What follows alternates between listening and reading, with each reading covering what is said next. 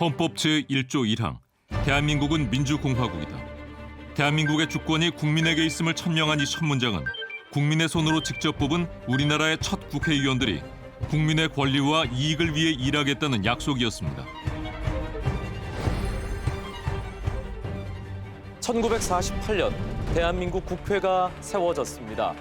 처음으로 뽑힌 국회의원은 200명이었고 현재 20대 국회의원 300명이 국민의 목소리를 대변하고 있습니다. 그리고 지금 국회에서는 변혁을 위한 새로운 논의가 시작되고 있습니다. 민심 그대로의 국회를 만들어서 성숙한 대의민주주의로 나아갈 수 있는 초석을 놓는 것입니다. 지난해 10월 국회는 정치개혁특별위원회를 열고 국민의 민의를 잘 반영할 수 있는 선거제도를 논의해왔습니다.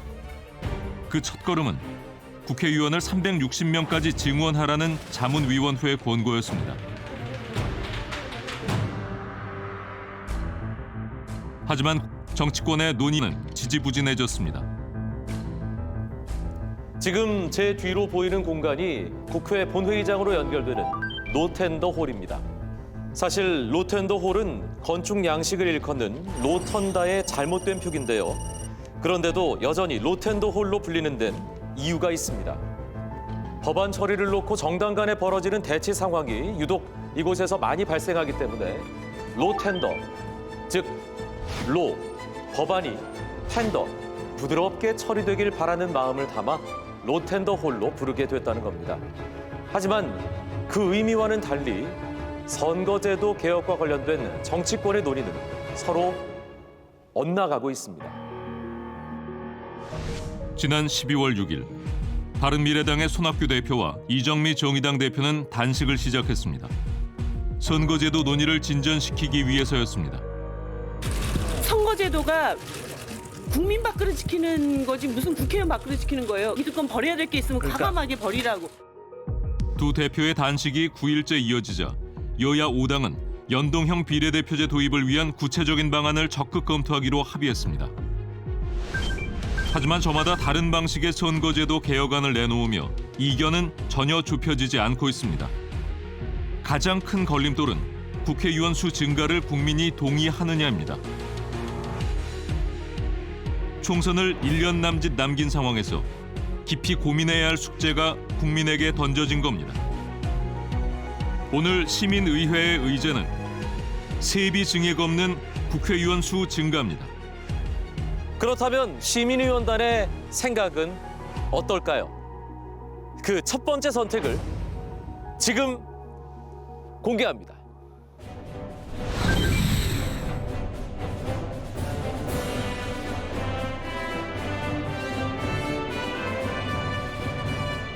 세비 증액 없는 국회의원 수 증가에 대해 여러분은 찬성하십니까? 반대하십니까? 또 본격적인 토론이 벌어지면 시민의원들의 생각은 어떻게 바뀔까요? 200명의 시민의원들을 지금 만나보겠습니다. 선서!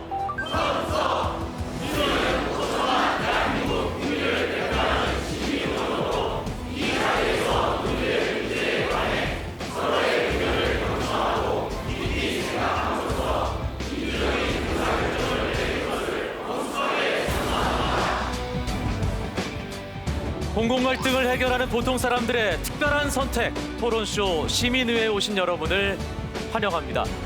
토론쇼 시민의회는 시민 여러분들이 직접 참여하는 토론을 통해 국민의 여론을 파악하고 시민의원단의 선택이 정책 결정에 반영되는 것을 목표로 공영방송 KBS가 마련한 공론의 장입니다.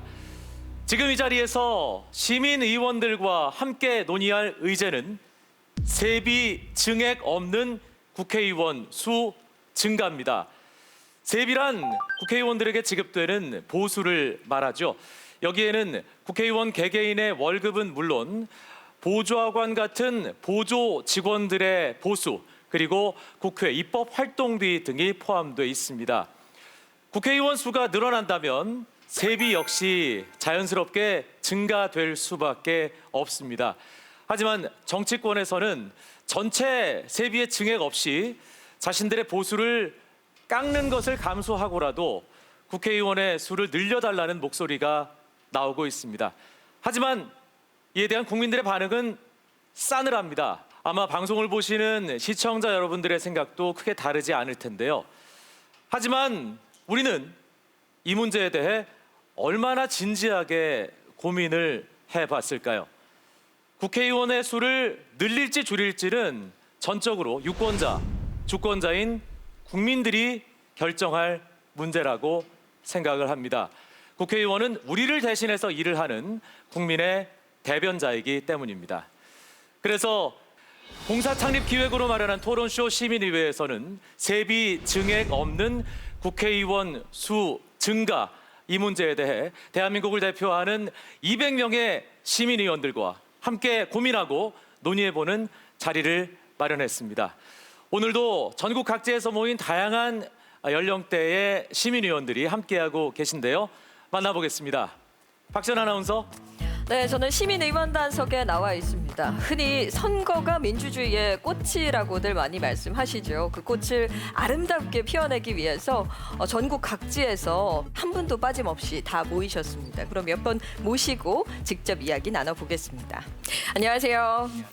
네, 어디서 오신 누구신지 소개 부탁드립니다. 저는 화성 동탄에서 온 박수민이라고 합니다. 시민의원으로 이제 일주일 동안 수기 과정을 직접 거치셨는데 어떠셨어요? 제가 원래 정치나 이제 선거 제도에 대해서 그렇게 잘 알지 못했었는데 네. 이번에 이제 시민의회에 참여하게 되면서 이제 정치나 이제 선거 제도에 대해서 좀 더 공부할 수 있는 좋은 기회가 되었고 또 이제 공부하면서 또 의외로 재밌더라고요. 이게 이제 앞으로 정치에 대해서 좀 더 관심을 갖게 되는 좋은 계기가 되었던 것 같습니다. 네, 오늘 각오 한 말씀 부탁드릴게요. 이제 되게 오랜만에 밤을 새면서 공부도 하고 네. 많은 고민을 하였는데 정말 열심히 참여하도록 하겠습니다. 네. 감사합니다. 안녕하세요. 제주시 에어룹에서 온 서성금입니다. 오늘 의견이 어떠신지 혹시 여쭤봐도 될까요? 네, 저는 처음에 정말 국회의원들에 대해서 실망이 많았었거든요. 네. 그래서 반대 의견을 많았었는데요. 공부를 하다 보니까 또 의원 수가 늘어나면 좋은 점도 있겠구나 하는 그런 생각도 들었습니다. 그럼 처음에는 좀 부정적인 의견을 갖고 네, 계셨는데 네. 공부를 해보니까 이게 좀 마음이 좀 바뀐 경우라고 봐야겠네요. 네, 우리 비례대표제 의원들이 좀 적다는 생각도 들었습니다. 네. 네. 만약에 이런 수기 과정을 거치지 않았다면 지금도 계속 반대하셨을지도 반대했을 것 모르겠어요. 같아요. 어떤 각오로 임하실지 한 말씀 네, 부탁드리겠습니다. 이런 토론회를 자주 진짜 접할 수 있었으면 좋겠고요. 네. 많은 좋은 의견이 나와서 우리 국회가 잘 됐으면 좋겠습니다. 네, 감사합니다. 네, 마지막으로 한 분의 의견 더 들어보도록 하겠습니다. 예, 저는 경북 영천에서 온 최상홍입니다. 세비 증액 없는 국회의원 증가라는 게 어떻게 가능할까? 우리가 아는 세비가 물론 국회의원들이 직접적으로 받는 금전적인 것도 있을 수 있겠지만 네. 그분들이 받는 혜택들도 많지 있지 않습니까? 그러니까 예. 세비 자체는 증액되지 않는다는 조건을 달고 있지만 그래도 그 특권을 누리는 사람이 늘어나기 때문에 그것도 다 세비가 아닌가라는 생각이신 거지요. 그렇죠. 네, 그러면 증언은 반대하신다는 말씀이신 거죠?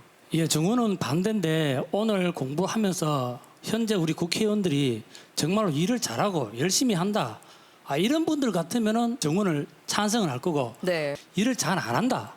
이런 것 같으면 저도 반대를 할 겁니다. 감사합니다. 네, 오늘 이곳에 모인 시민의원들은 어떻게 선정된 걸까요?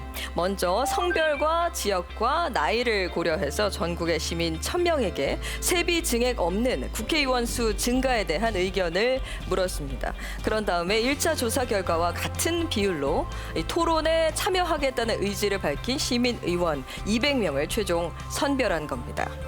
이 선정된 시민의원들은 사전에 제공된 자료집과 동영상을 보면서 이제 수기 과정을 거치게 됩니다. 그리고 이곳에 모여서 잠시 뒤에 전문가들의 발제를 듣고 조별 토론을 하면서 최종 투표를 하게 됩니다. 저도 프로그램을 이제 준비를 하면서 자료집도 보고 동영상도 보면서 공부를 하는데요. 제 의견을 조금 더 굳히게 해줄 수 있는 그런 의견을 듣고 고개를 끄덕이기도 하고 반대 의견을 들으면서 내 의견이 꼭 맞는 건 아니었나 하는 또 흔들리는 마음도 갖게 되는데 그래서 본격적인 토론이 진행되고 나면 과연 이 1차 투표 마음이 그대로 가실지 아니면 조금 바뀌실지 이런 것도 상당히 기대가 되고 궁금하고 그렇습니다. 박지원 아나운서만큼이나 이 시민위원단의 선택에 주목하고 있는 분이 있죠. 네, 선거제도 개혁에 관심을 많이 갖고 계신 분이죠. 이 국회에서 정치개혁특별위원회 위원장을 또 맡고 계시고 신불리라는 애칭으로도 또 불리는 분이시죠. 정의당 심상정 의원. 오늘 시민 의원들께 꼭 하실 말씀이 있다고 해서 제가 직접 만나고 왔습니다. 함께 보시죠. 반갑습니다. 앉으세요. 네. 앉으세요. 사실 저도 그렇지만 국민들은 이 선거제도가 뭐가 그렇게 잘못된 걸까, 왜 바꿔야 하는지 이유를 사실 잘 모르거든요. 국회는 5,200만 국민들을 골고루 대변해야 되는데 50% 이하 소득을 갖고 있는 서민들이나 비정규직 목소리는 국회에서 잘 들리지 않는다.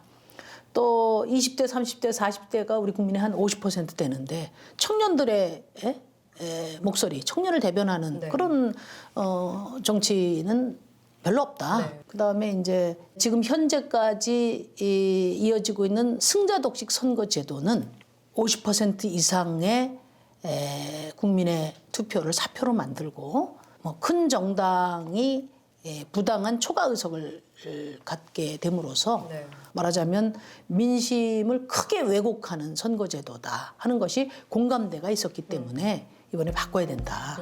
저희가 선거제도 개혁에 관심을 가져야 하는 이유를 말씀해 주신다면요. 선거제도는 주권을 위임하는 절차에 관한 것이니까 내 뜻이 그대로 국회 구성에 반영되지 않고 이것이 왜곡됐다면 이것은 주권자를 왜곡하는 거 아니겠어요? 그러니까 그것은 당연히 주권자가 바로잡을 권리와 책임이 있다. 국민들이 좀 단호하게 바꿔라 이렇게 그럼 강한 압박을 좀 해주셔야 된다고 생각합니다. 네, 오늘 말씀 고맙습니다. 네, 감사합니다. 주권자인 국민의 뜻을 제대로 반영하는 국회를 구성할 책임이 있다. 네. 심상정 정개특위위원장의 이 말이 참 인상적인데 박지원 아나운서는 신불리 네. 만나면서 어떤 느낌이었습니까? 그 얘기를 많이 하시더라고요. 국회가 신뢰를 많이 잃지 않았습니까?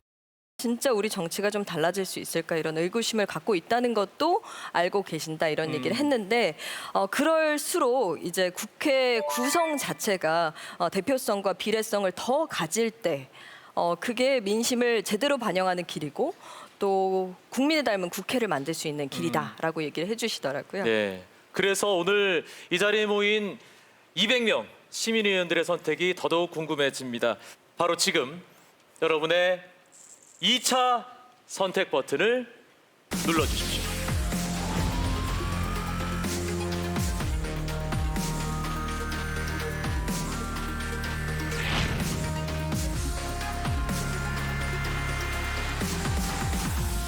지난해 10월 선거제도 개혁을 위한 첫 논의가 시작된 이후 5개월의 시간 동안 국회 정치개혁특별위원회에서는 여야 모두가 수긍할 수 있는 선거제도 개혁안을 마련하기 위해 열심히 논의를 해왔습니다. 하지만 각각 다른 선거제도 개혁안이 정당별로 나온 상황인데요. 시민의원 여러분의 판단을 돕기 위해서 각 당이 마련한 선거제도 개혁안을 설명해 줄 분들을 모셨습니다.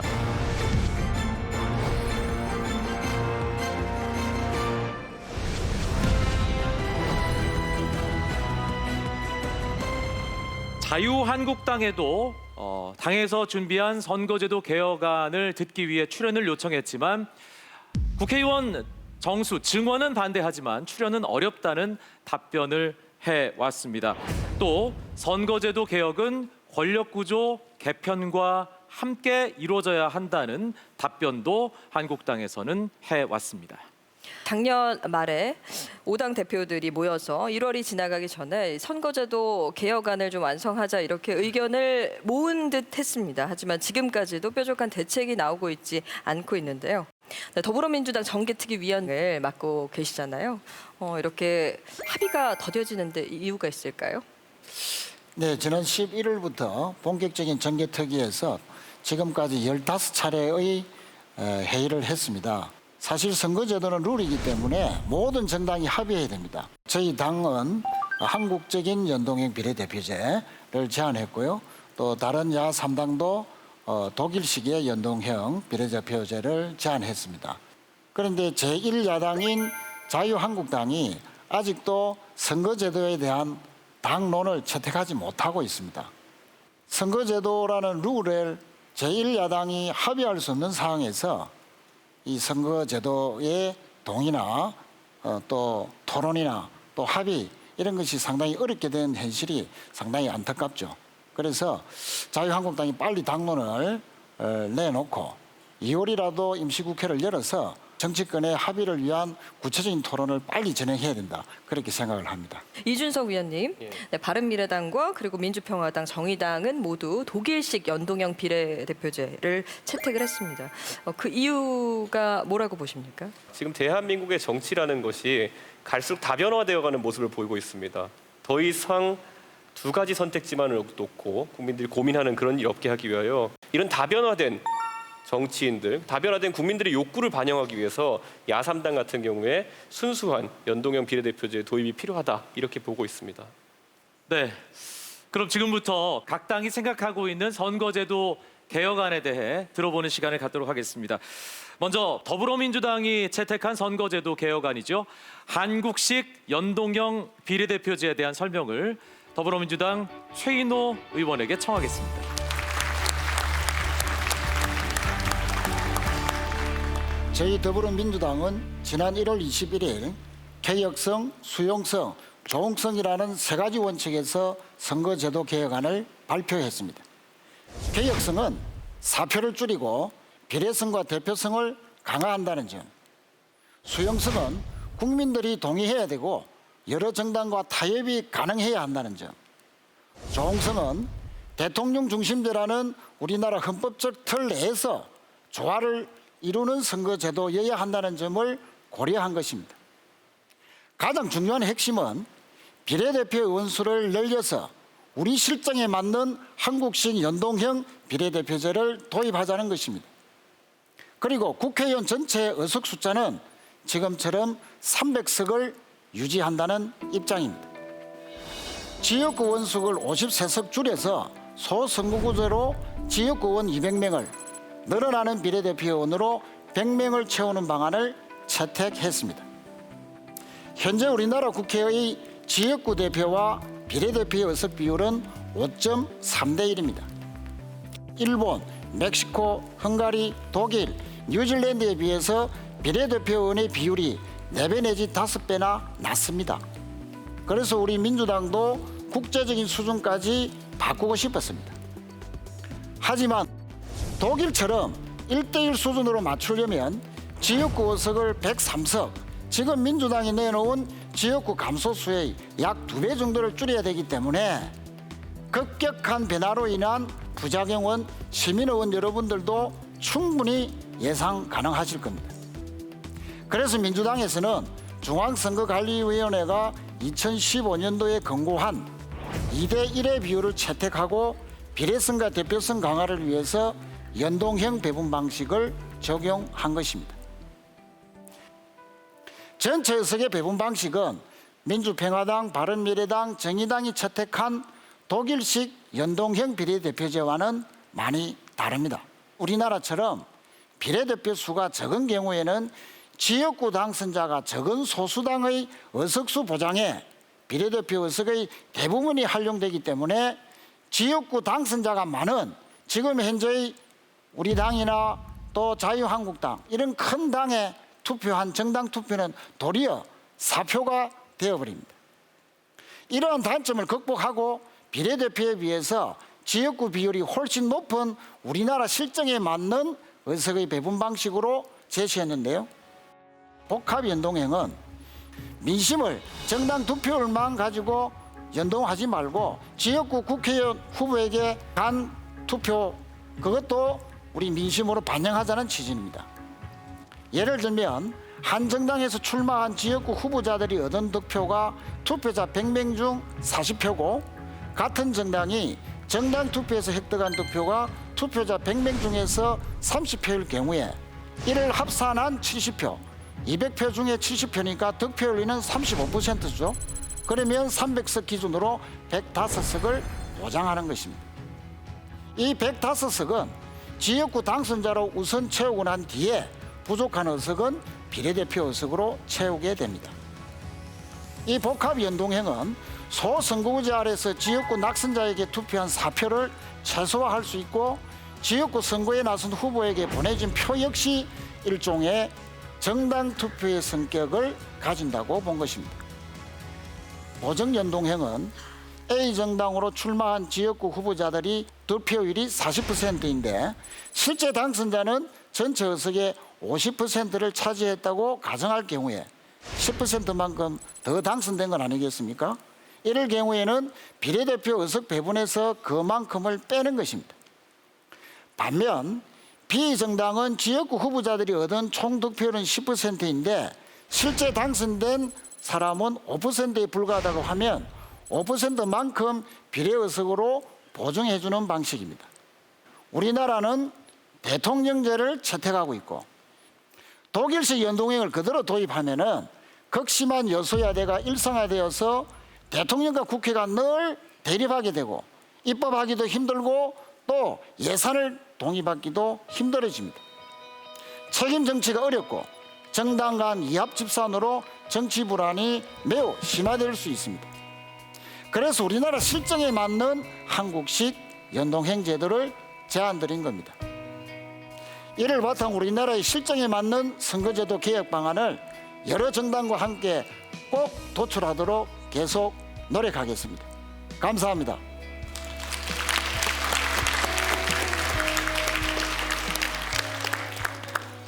이어서 독일식 연동형 비례대표제 이준석 최고위원의 발제를 듣겠습니다.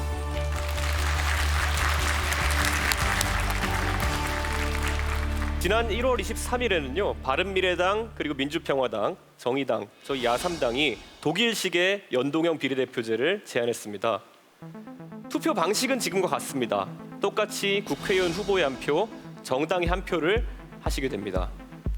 다만 의석수를 배분하는 방식의 차이가 있는데요. 총선 때 정당이 받은 표수만큼 각 당의 전체 의석수를 나눠 갖습니다. 그중에서 당선된 지역구 의원 수를 채우고 나머지 자리에 비례대표 의원 수를 채우는 제도입니다. 제가 한번 풀어서 설명해 드리면요. A당이 만약에 50%의 득표율을 얻고 B당이 30%, C당이 15%, D당이 5%의 득표율을 얻었다면은 현재 의석수 300석을 기준으로 해서 각각 150석, 90석, 45석, 15석을 최종 의석수로 할당을 하게 됩니다. 그런데 만약 전체 15석을 할당받은 D당이 지역구 선거에서 5석밖에 얻지 못했다면은 비례대표로 나머지 10석을 채워가지고 비율에 맞게 15석을 만들어내는 제도입니다. 제가 이해하시기 쉽게요. 한 20대 총선 때 실제 결과를 가지고 한번 설명해 보겠습니다. 현재 20대 국회의원 의석은 새누리당이 122석이고요. 민주당이 123석, 국민의당이 38석이었고요. 정의당이 6석이었습니다. 그런데 정당 득표율은 어땠을까요? 새누리당 같은 경우에 실제로 36%의 정당 득표율을 얻었습니다. 더불어민주당 같은 경우 27.5%를 얻었고요. 국민의당은 28.7% 득표율, 정의당은 7.8%의 정당 지지율을 얻었습니다. 저희가 만약에 이 선거 결과를 토대로 독일식 연동형 비례대표제를 적용해가지고 의석을 배분하게 되면요. 아주 놀랄 만큼 다른 결과가 나오게 됩니다. 새누리당이 104석, 그리고 민주당이 79석, 국민의당이 83석, 그리고 정의당이 23석을 이렇게 배정받게 됩니다. 그리고 여기에 지역구 당선인들을 먼저 배정하게 됩니다. 그리고 나머지를 비례대표 의원으로 채워넣게 되는 것이죠. 예를 들어 새누리당 같은 경우에 이미 지역구 의석수가 전체 의석수를 초과하기 때문에 비례대표 의원은 배정받지 못합니다. 이렇게 다 계산해 보니 결국 105석, 더불어민주당 110석, 국민의당 83석, 정의당 23석의 이런 결과가 나오게 됐는데요. 독일식 연동형 비례대표제를 시행하게 되면요, 지역구 개인에게 주어진 표보다 정당 투표로 행사하신 한 표가 더 힘을 갖게 되는 그런 제도입니다. 그런데 지역구보다 정당에서 뽑힌 국회의원은 본인을 지지한 그런 지역구만 살피는 국회의원과 달리 더 넓은 시각, 포용성, 그리고 다양성을 가지고 국민들의 민의를 살필 수 있을 겁니다. 야3당에서는 진짜 내 이야기를 들어주고 나를 위해서 법을 만들어주는 그런 독일식 연동형 비례대표제를 제안하는 겁니다. 현재의 소선거구제는 사실 유권자들의 사표 방지 심리가 아주 강하게 동작합니다. 이 당이 좋은데 뽑았다가 사표가 되는 것은 아닐까? 그렇기 때문에 내 의사와 다르게 좀 커 보이는 당에, 당선 가능성이 높아지는 보이는 당에 투표를 하게 되는 겁니다. 그래서 국민 여러분들의 정치에 대한 다양한 입장, 다양한 관점을 반영하지 못하는 겁니다. 아까 말했듯이 이분법적인 사고로 선거에 임하게 되는 겁니다. 내가 보수인가 진보인가, 내가 영남인가 호남인가. 그런데 이런 한쪽으로 쏠린 정치권의 변화가 필요하지 않을까요? 비유를 하자면 저는 비빔밥을 참 좋아합니다. 맛있잖아요. 그런데 밥 위에 얹힌 그 고명 하나하나에 각각의 맛과 색채의 영역이 있습니다. 계란과 고기 고명, 그리고 나물, 이것들이 각각의 색채와 식감을 유지하면서 그릇에 담겨 있을 때, 그리고 그것을 우리가 고추장이라는 매개체를 통해 가지고 맛있게 비벼냈을 때, 그걸 우리는 비빔밥이라고 합니다. 우리 정치도 비빔밥처럼 고유의 색깔을 가지고 다양한 정체가 모여서 다양한 영역을 대표하고 조화를 만들어내야 합니다. 다양한 민의를 반영하는 연동형 비례대표제의 실현을 위해서는 현실적인 의석수 조정과 비례대표 비율의 조정이 필요합니다. 아마 지역구와 비례대표 비율은 2대1 또는 3대1 정도로 조율되어야 최소한의 연동형 비례대표제를 실현할 수 있습니다. 그래서 저희 야3당 입장에서는 전체 세비 증액 없이 국회의원 각각의 특권을 조금씩 희생하는 형태로 지역구 220석에 비례대표 110석으로 지난번에 5당이 합의한 대로 10% 이내로 330명 이내의 국회의원 수 증가를 제안합니다. 국민이 원하는 정치, 삶을 실제로 개선해 줄 수 있는 그런 정책을 펼칠 수 있는 정당이 필요하기 때문에 여러분이 투표하는 만큼 의석을 가질 수 있는 그런 제도를 만드는 것이 선거제도 변화의 핵심 목표라고 생각합니다. 이제 더 이상 1등만 기억하는 그런 세상이 아니라 이제 내 표심을, 내가 바꾸고 싶은 세상을, 나를 기억해주는 행복한 세상을 한번 저희가 만들어 보겠습니다.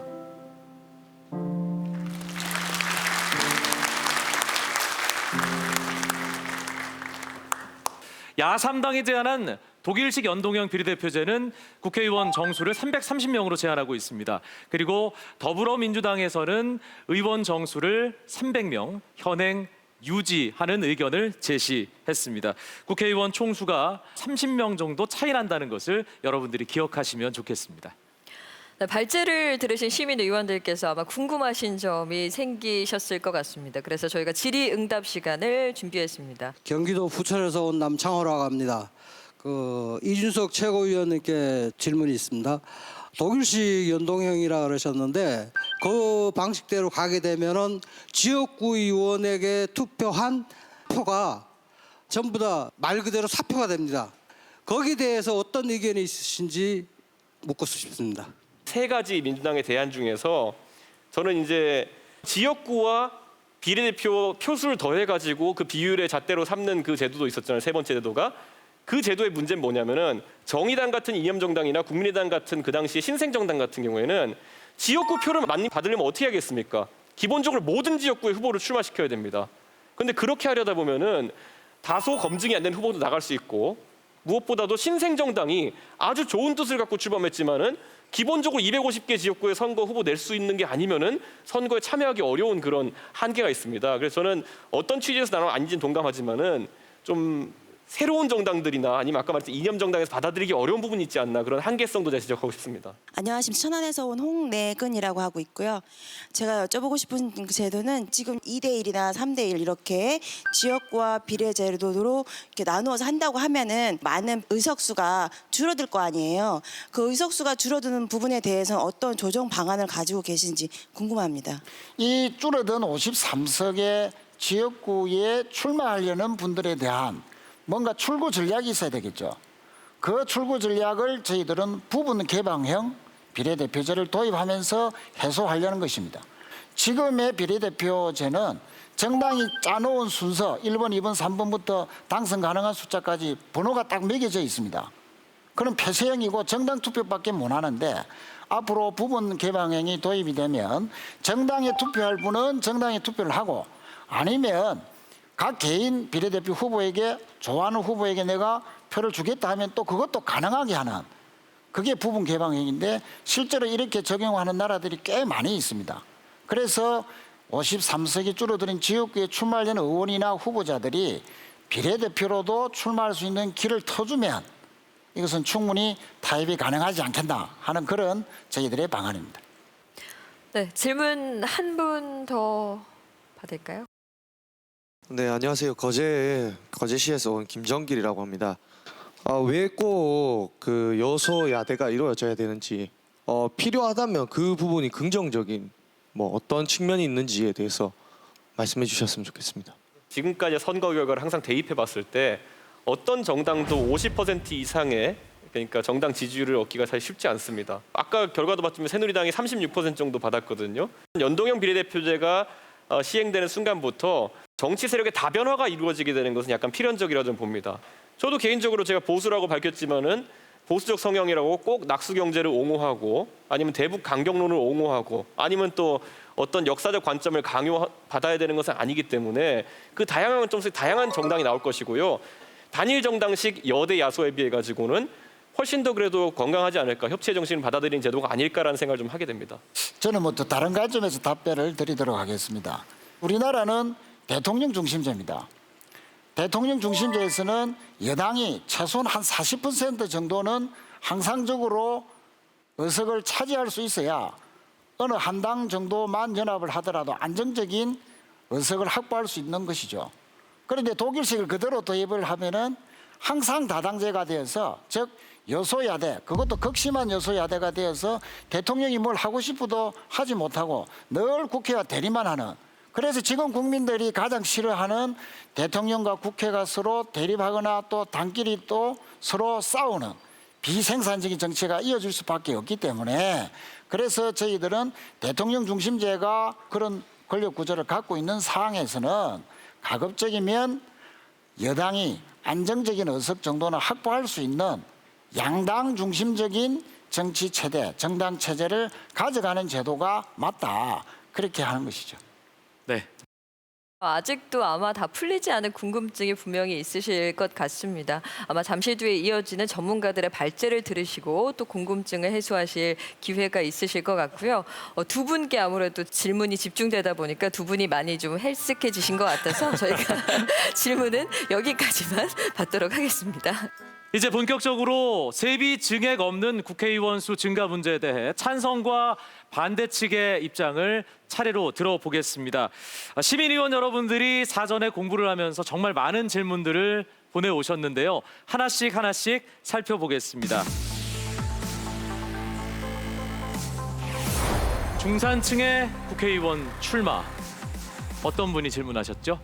울산에 살고 있는 이상기라고 합니다. 그 지식 없이 국회의원 출마할 수는 있어도 돈 없이는 국회의원 출마할 수 없다고 봅니다. 국회의원 선거 비용 조사에 따르면은 평균 약 1억 8천만 원이라는 그 선거 비용 제한액이 있습니다. 그 많은 그 선거 비용을 감안하고 과연 출마할 수 있는지, 다른 방안이나 다른 제도 개선 없는지 묻고 싶습니다. 아주 좋은 질문 주신 것이 지금까지 소선거구제 하에서 토호화된 국회의원들이 지역구 기득권을 유지해왔던 방식입니다. 우선 연공 서열이라는 벽을 강하게 느낍니다. 젊은 사람들이 선거를 하게 되면은 동네에서 어릴 때부터 유지분들과 같이 지내왔던 분들과 경쟁하려 그러면은 그걸 뒤집기 위해 가지고 더 많은 자본과 비용이 투자되는 것도 사실이고요. 때로는 그게 넘을 수 없는 장벽이기 때문에 젊은 사람들은 포기하기도 합니다. 제가 20만 명 유권자를 대상으로 선거하면요. 정당이 어디냐에 따라서 한 3만 명 정도는 기본으로 득표가 됩니다. 양대 정당이 있으면은. 그 나머지 10,000명의 오락가락을 위해 가지고 치열한 경쟁을 하기 위해서 수억 원의 비용을 쏟아부는 이 비합리적인 상황. 그러다 보면 그 10,000명의 유권자의 마음을 사기 위해 가지고 그들 중에 이익 집단 큰 게 있으면 가가지고 그들의 이익을 들어주겠다고 국회에서 국민이 아니라 그들을 대변하는 상황. 이것을 없애기 위해서라도 아까 말했던 비례성을 좀 높이는 가능한 방법이 연동형 비례대표제라고 보고 있는 겁니다. 네. 그럼 세비 증액 없는 국회의원 수 증가 찬성하는 송문희 교수의 발제 청하겠습니다.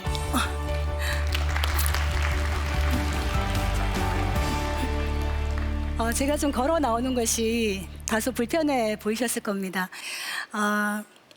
어제 새벽에 제가 허리 디스크가 터졌습니다. 그래서 사실은 바로 병원으로 가서 지금 누워 있어야 될 그런 상황인데 파스를 10장 바르고 복대를 두르고 약을 먹고 이렇게 아침부터 왔습니다. 왜냐? 생업과 본인들의 일이 다 바쁘신데 이렇게 올라오시는 시민 의원들을 그분들과의 약속을 지켜야 된다는 생각 때문에 나왔습니다. 인간의 다리를 얻기 위해서 자신의 아름다운 목소리를 마녀에게 내어주었던 인어공주가 있었죠. 끝이 어떻게 되었나요? 왕자의 사랑을 얻지 못한 인어공주는 한낱 물거품으로 사라져버립니다. 우리 역시 마찬가지입니다. 우리의 목소리를 제대로 대변해 달라고 국회의원을 뽑죠. 그런데 그들은 가서 누구의 목소리를 대변하고 누구를 위해서 일을 하고 있습니까? 그들이 과연 무엇을 하기에 우리가 더 늘려줘야 되는가? 국민의 반감이 클 수밖에 없습니다. 그러나 왜 늘려야 되는지에 대해서 간단하게 다시 한번 말씀드리겠습니다. 자, 한국의 국회의원 수를 한번 보실까요?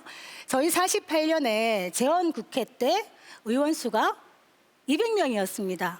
당시 인구는 1919만 명. 자, 국회의원 한 명이 대표하는 인구가 몇 명이죠? 10만 명이 안 됩니다. 그런데 현재 20대의 국회의원 한 명이 대표하는 인구는 17만 명입니다. 국회의원 수가 1.5배 오를 때 인구는 2.5배 이상 오른 겁니다. 스웨덴의 경우를 보실까요? 스웨덴 국회의원은 한 명당 2만 명을 대표하고 있습니다. 프랑스도 의원 수가 577명인데 의원 1인당 대표 수가 11만 5,344명입니다. 국회의원 한 명이 제대로 일을 한다고 마음 먹었을 때 한 명당 감당할 수 있는 인구 수가 많으면 많을수록 비껴나가고 새어나가는 것이 많고 우리의 민의를, 우리의 목소리를 대변할 수 있는 통로가 좁아지겠죠. 그래서 국회의원 증언의 필요성을 말씀드리는 겁니다. 지난 19대 국회의원의 선거 결과 지도입니다. 동쪽으로는 빨간색, 서쪽으로는 노란색. 확연히 대비를 보이고 있죠. 몇 지역에서는 내가 어떤 당으로 나오느냐에 따라서 그 인물의 됨됨이를 따지지 않고 당선이 되는 경우가 많습니다. 지금 현행의 소선거구 다수대표제 하에서 이것이 지역구도와 결합했을 때 기존의 거대 양당의 어떤 독점 구조가 만들어집니다. 자, 생지나라의 고양이가 어떻게 정치를 하는지 한번 보시겠습니다. 생쥐나라에 살고 있죠. 그런데 국회의원들은 대부분 고양이들이에요. 솔직히 생쥐들이 뭘 한다고 정치를 하겠어요. 아무래도 정치는 힘세고 똑똑한 고양이들이나 하는 거죠. 고양이들은 자나깨나 우리 생쥐들을 걱정한다고 해요. 그래서 항상 좋은 법을 만들어줍니다. 얼마 전에는 우리 생쥐들이 살고 있는 쥐구멍의 입구를 넓히는 법이 생겼대요. 우리 생쥐들이 좁은 입구를 드나들다가 다치기라도 할까봐 만든 좋은 법이래요. 물론 고양이들이 우리를 좀 더 손쉽게 잡아먹을 수도 있겠지만 모두가 잘 살려면 약간의 부작용은 어쩔 수 없는 것 아니겠어요? 이렇게 고양이들이 정치를 잘하고 있는데 왜 갈수록 살기가 힘들어지는지 모르겠어요. 아무래도 다음 선거에서는 다른 당에 투표를 해야 할 것 같아요. 검은 고양이 당 말고 흰 고양이 당이요. 그러지 말고 생쥐를 뽑으라고요? 에이, 배운 것도 없고 힘도 없는 생쥐가 어떻게 정치를 해요? 영상 잘 보셨죠? 우리는 지금 현재 거대 양당이라는 어떤 독점 구조화에 있습니다. 그래서 우리가 선택할 수 있는 거는 검은 고양이냐 흰 고양이냐밖에 없습니다. 여성, 소년, 장애인, 탈북민, 그다음에 결혼 이주 여성들, 그리고 새로운 시대에 4차 산업혁명 시대에 새로운 직업군들을 반영할 수 있는 많은 다양한 목소리들이 좀 더 국회로 많이 나가야 우리의 다양한 목소리들을 반영할 수 있다고 생각합니다. 지금 더불어민주당에서는 300석을 가지고 2대1로 지역구를 조정할 수 있다고 합니다. 53석의 지역구를 줄일 수 있다는 것입니다. 과연 어떤 현직 국회의원이 이에 동의를 할 것이며, 그리고 53개 구의 그 유권자들은 졸지에 자신의 대표를 뺏기는 그 유권자들의 민의는 어떻게 되는 겁니까? 현실적으로 가능한 이야기인지에 대해서 두 거대 야당은 좀 더 국민에게 정직해질 필요가 있다고 생각합니다. 제가 국회의원을 증원하자고 하는 것이 제가 국회의원을 좋아하거나 국회의원을 이뻐서 늘려주자는 게 아닙니다. 연동형 비례대표제, 아까 말씀하셨듯이 모든 선거제도는 완벽한 제도가 없습니다. 제도보다 사람이고 운영하는 의지가 더 중요할 수 있습니다. 그러나 기존의 지금의 현재의 시스템을 변경하기 위해서는 우리가 가지 않은 길이라도 한번 시도해보자, 개혁해보자, 이렇게 생각을 합니다.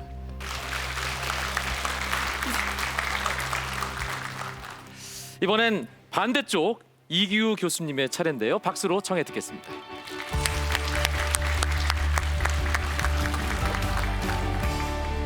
국민들이 낸 세금을 혈세라고 하죠. 피같이 소중한 돈을 국가에 납부했기 때문에 우리는 혈세라고 부르는 겁니다.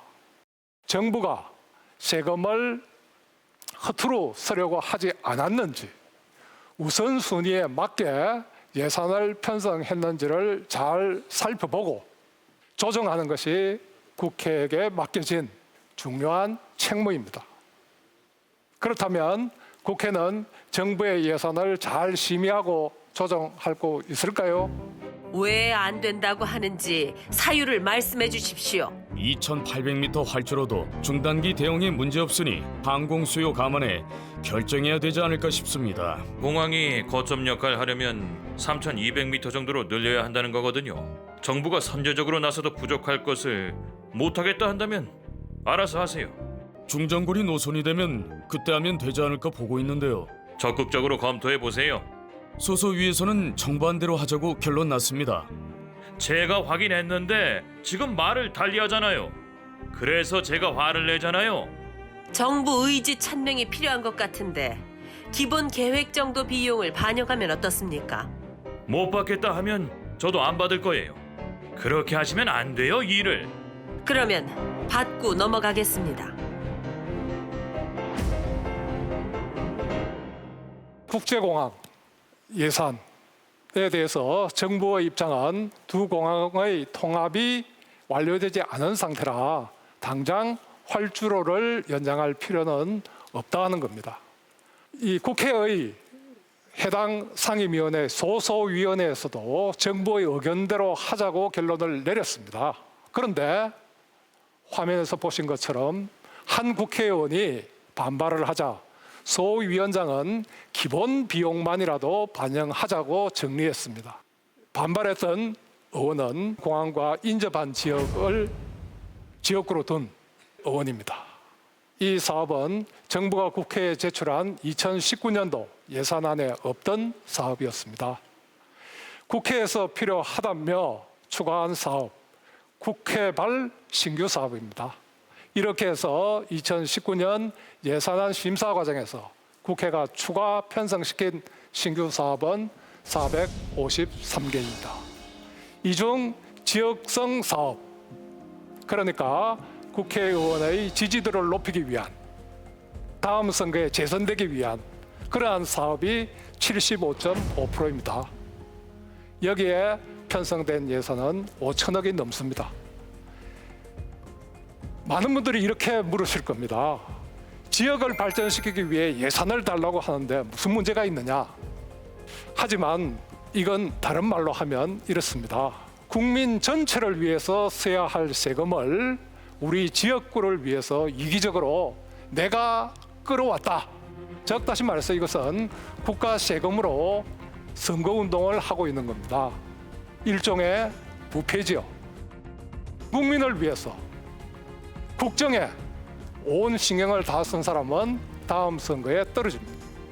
거기에 비해서 매주 지방에 내려가서 관원 상제나 챙기고 지역민을 위한다며 쪽지 예산이나 따내는 이런 국회의원들은 계속 당선이 되는 거죠. 현행 소선거구제가 이렇게 만들고 있습니다. 그래서 현행의 소선거구제를 유지하면서 연동형 비례대표제를 도입하기 위해 국회의원을 정원하는 것이라면 동의하기 어렵습니다. 현재의 지역구를 개편하면 국회의원의 반발로 선거법 개정이 어렵기 때문에 현재 지역구 253개는 그대로 인정해 주자. 그래서 비례대표성을 늘리려니까 국회의원을 정원하는 방식밖에 없다. 이렇게 얘기하고 있는 겁니다. 정말 이런 방법밖에 없을까요? 지역구를 대선거구제로 개편하면 국회의원 숫자를 늘리지 않아도 또 소지역 이기주의의 폐단도 극복할 수 있는 일거양득의 효과를 거둘 수 있습니다. 예를 들어서 부산이라는 대선거구에서 지금까지 20명의 대표자를 선출했는데 인구가 줄어서 그러면 그것을 5명을 줄이고 15명을 그냥 뽑으면 되는 겁니다. 또 급격히 인구가 늘어나면 뭐 예를 들어서 경기도 같으면 40명을 뽑다가 이것을 45명으로 늘려주면 되는 겁니다. 이렇게 지역구를 대선거구제로 개편하면 지역구 의석수도 줄일 수 있고 신인 정치인의 국회 진출이나 다양한 전문직의 목소리를 낼 수 있도록 비례대표를 늘릴 수도 있습니다. 다양한 국민의 정치적 요구를 국회 의석 구성에 반영할 수 있게 되는 거죠. 이렇게 되면 대다수의 국민들이 반대하는 국회의원 정원도 필요 없습니다. 국회의원 전원을 비례대표로 선출하는 방식도 있습니다. 많은 나라에서 이렇게 채택하고 있습니다. 이러한 방법들을 강구하지 않고 논의해보지도 않고 국회의원 숫자부터 늘리고 보자. 이것은 앞뒤가 바뀐 그러한 주장이 아닌가 이렇게 생각을 합니다. 시민의원 여러분들이 사전에 공부를 하면서 정말 많은 질문들을 보내오셨는데요. 하나씩 살펴보겠습니다.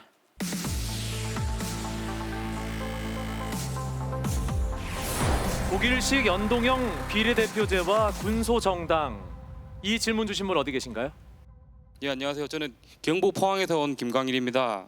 예, 독일식 연동 비례제에 대해서 다수의 군소정당이 주장을 하시는데 이러한 주장이 원내 교섭단체 요건을 충족시켜 보조금이나 혜택을 많이 받기 위함이라는 의구심이 들고 있습니다. 네, 그 의구심에 대해서 어떤 분이 답변을 해주실까요? 노동일 교수님.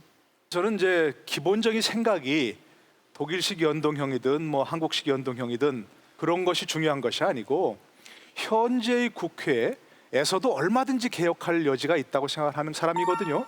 지금 우리나라의 역대 모든 선거 결과에 한 번도 양당제로 된 적이 없습니다. 다 다수당이었습니다. 여러 차례. 왜 소수 정당들이 별다른 의미를 갖지 못하고 사라져갔는가? 교섭단체 때문에 그렇습니다. 교섭단체 때문에. 20석이 돼야 국회 운영에 참여하는 교섭단체가 된다.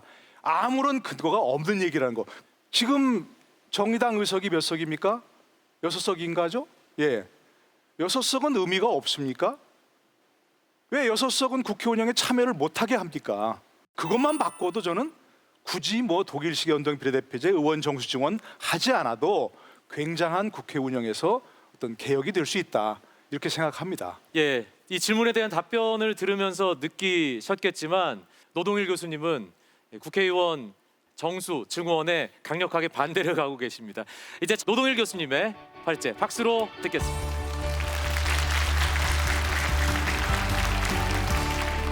어려우시죠 좀? 저도 좀 어렵습니다 이게. 지금 얘기를 듣다 보니까 많은 선택지가 있고 많은 경우의 수가 생겨가지고 저도 좀 헷갈립니다.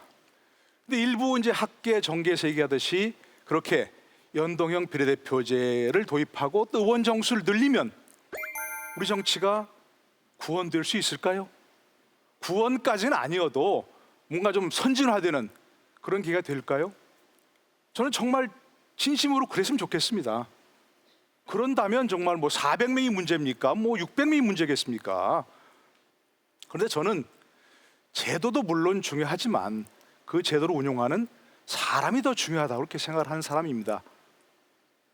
19대 국회의원들이 활동했던 지난 2012년부터 2015년까지 4년 동안 정치 관련 기사에 남긴 댓글을 분석해 왔습니다. 이른바 빅데이터로.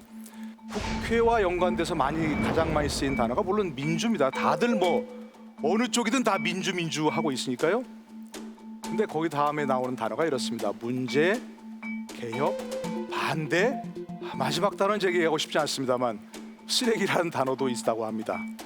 한심하다, 잘못이다, 부정이다 이런 단어도 10위 안에 연관에 포함되어 있습니다. 그것처럼 국회를 향한 국민들의 신뢰도는 이미 바닥을 치고 있습니다. 한 여론조사 기관에서 발표한 국가사회기관 신뢰도 조사에서 국회는 1.8%를 받았습니다. 최하위입니다.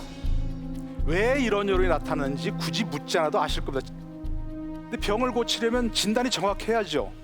일 안 하는 국회, 국민에게 불신 받는 국회, 이런 인식이 생긴 이유가 의원 수가 적어서 그렇습니까? 선거제도 바꾼다고 해서 달라질까요? 이 연동형 비례대표를 도입해야 한다. 그래서 의원 정수가 늘어야 한다라는 명분은 국회의 의석 비례성을 강화하기 위해서라고 얘기합니다. 그러니까 정당 지지율과 의석수 간의 괴리를 최대한 좁히자 그런 얘기입니다. 당연히 뭐가 늘어야 합니까? 비례대표를 늘려야 합니다. 그렇죠? 대폭 늘려야 합니다. 현실 어떻습니까? 김종인 대표가 더불어민주당 비례대표 2번 자리에 이름을 올렸습니다. 당선되면 비례로만 5선이 됩니다. 당 안팎에선 SNS 등을 통해 원칙도 없고 국민도 없다, 당을 다시 위기로 내모는 길이다 등 셀프 공천에 대한 비판이 거세게 일었습니다. 이제 2번으로 이제 되신 거에 대한 부분에 대해서 말씀 좀 부탁드릴게요. 그거 할 말이 뭐가 있어? 공천관리위원회가 탈당한 유승민 의원 자리에 친박계 이재만 후보를 단수 추천하자 김무성 대표가 반격에 나섰습니다. 김 대표는 이재만 후보뿐 아니라 추경호, 정종섭 등 친박계 후보들이 나선 지역구 5곳을 무공천 지역으로 남겨놓겠다고 전격 선언한 뒤 당 대표 직인을 들고 부산으로 떠났습니다. 최고위원 회의가 긴급 소집됐지만 김 대표를 향해 무책임하다고 성토하는 것 외에는 답을 찾지 못했습니다. 복수는 사유물이 아니지. 그걸 어떻게 갖고 가? 20대 국회의원 선거를 앞두고 벌어진 일이죠. 더불어민주당, 새누리당, 국민의당 모두 어느 정도 할 것 없이 이른바 공천 파동을 겪었습니다. 민주당에선 김종인 당시 비상대책위원회 대표 사천 논란이 불붙었습니다. 그와 가까운 인사들이 당선권에 다수 포진했고요. 비례대표. 아까 보시다시피 김 전 대표도 스스로 남성 후보로 가장 앞번호 2번을 받아서 셀프 공천이라고 했습니다. 새누리당 어떻습니까? 지도부가 직접 후보를 지명하는 하향식 공천 대신에 상향식 공천을 하려고 했습니다. 그런데 어떻습니까? 결과는 수포로 돌아갔죠? 누가 됐습니까? 진실한 박근혜의 사람, 진박 후보들이 대거 공천됐습니다. 국민의당도 마찬가지입니다. 비례대표 당선자 중에 13명 중 9명이 안철수 당시 대표와 이런저런 인연인 사람이 됐다 그런 얘기입니다. 유행어, 개그맨들만 창조하는 게 아니죠. 그때 유행어 뭐가 나왔습니까? 셀프 공천, 옥새 들고 나르샤. 이게 정치의 현실입니다. 특히 비례대표의 심각한 문제가 그렇습니다. 선출 과정에서 국민들이 여러분이 아무런 영향력을 행사하지 못합니다. 정당들이, 정확히 말해서 정당 지도부가 결정한 사람들이 되는 겁니다. 여러분은 정당만 투표하는 그런 상황이 됩니다. 그러니까 비례대표 선정을 두고 늘 무슨 말이 나옵니까? 공천 헌금 받았다, 뭐 특별 당비 받았다, 밀실 야합이다. 늘 잡음이 나는 게 바로 그런 이유 때문입니다. 국민들은 어떻습니까? 비례대표가 어떻게 선정된지도 모르면서 표를 던집니다. 비례대표 후보를 보고 정당에 투표한 분 계십니까? 그러신 분 거의 없을 겁니다. 그렇죠? 만약 비례대표를 늘린다면 유권자들이 직접 결정할 수가 있어야 합니다. 비례대표자를 유권자들이 직접 투표할 수 있도록 제도를 바꿔야 한다는 얘기입니다. 의석 배분뿐만이 아니라 투표에서부터 비례대표 선정에서부터 진정한 국민의 의사가 반영될 수 있는 그런 제도를 만들어야 한다는 얘기입니다.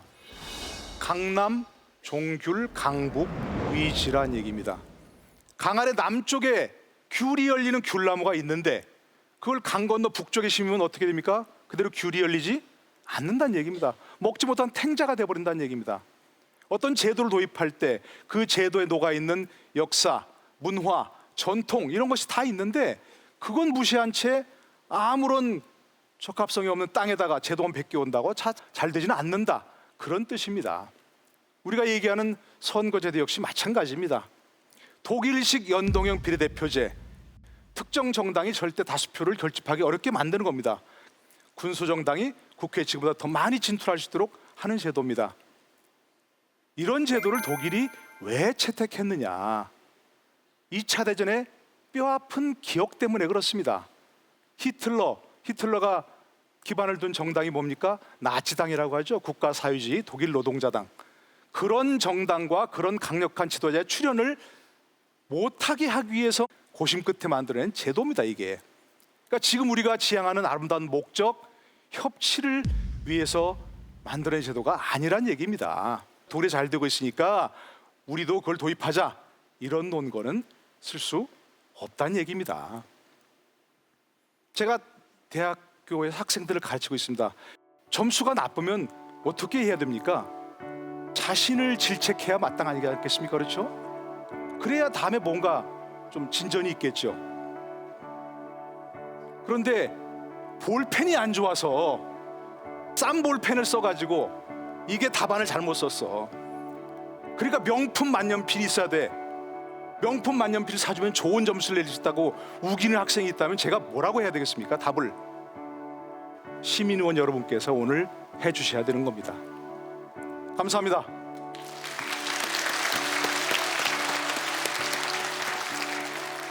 세비 증액 없는 국회의원 수 증가에 대해 강력한 반대 입장을 표명한 노동일 교수의 발제를 들었습니다. 이제 찬성 측 발제를 듣기 전에 시민의원단이 주신 질문을 살펴보도록 하겠습니다.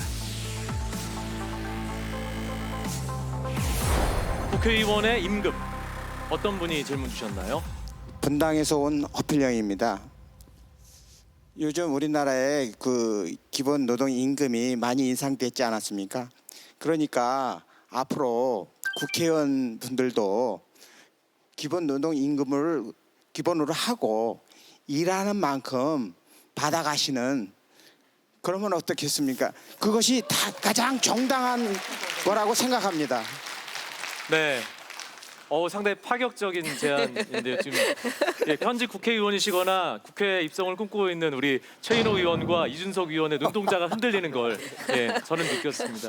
최저임금을 기반으로 일하는 만큼 보수를 가져가게 하자라는 질문이었는데 누가 대답을 해주실까요? 안진걸 소장님? 네, 민생경제연구소에서 일하는 안진걸이라고 합니다. 오죽하면 그런 제안을 주셨겠습니까? 저는 두 가지에서 굉장히 의미 있는 질책이신 것 같아요. 첫 번째로는 지금처럼 일 제대로 안 할 거면 최저임금만 받아라라는 민심의 준엄한 질책인 것 같고요. 두 번째로는 500만 명 안팎이 최저임금 선으로 살고 있는데, 근데 그거 좀 올렸다고 너무 호들갑 떠는 국회의원들이나 보수적인 분들 있지 않았습니까? 사실 정말 국회의원들이 정책 결정이 굉장히 중요한 분들인데 한번 최저임금으로 살아보라고 하시죠. 그러면 정말 그 돈으로 살 수 있는 것인지 절감하면서 최저임금도 더 올리고, 또 최저임금을 줄 수 없는 중소상공인이나 중소기업들의 이득을 늘리기 위해서 좋은 경제민주화 정책이나 돈이 도는 경제활성화 정책을 엄청 낼 것 같아요. 그런 면에서 굉장히 의미 있는 제안과 질책을 생각하지만, 한편으로는 국회의원이나 공무원들이 급여가 너무 작으면, 예를 들면 국민의 대변자 신분권을 해야 될 분들이 엉뚱한 데서 뇌물을 받거나 특혜를 요구해가지고 비리를 저지르고 불법을 저질 우려가 크기 때문에 가장 좋은 안은 충분한 예산으로 지원을 해주되 우리 시민들이 강제하고 견제하는 게 저는 가장 좋은 제도라고 생각하고요. 하지만 최저임금만 받고 몇 달은 살아봄으로써 우리 국민들이 얼마나 저소득층들이 지금 힘든가 느껴보게 하자는 것은 매우 의미 있는 제안인 것 같습니다. 네. 세비 증액 없는 국회의원 수 증가에 찬성하는 이 안진걸 소장님의 발제를 바로 이어서 청해 듣도록 하겠습니다.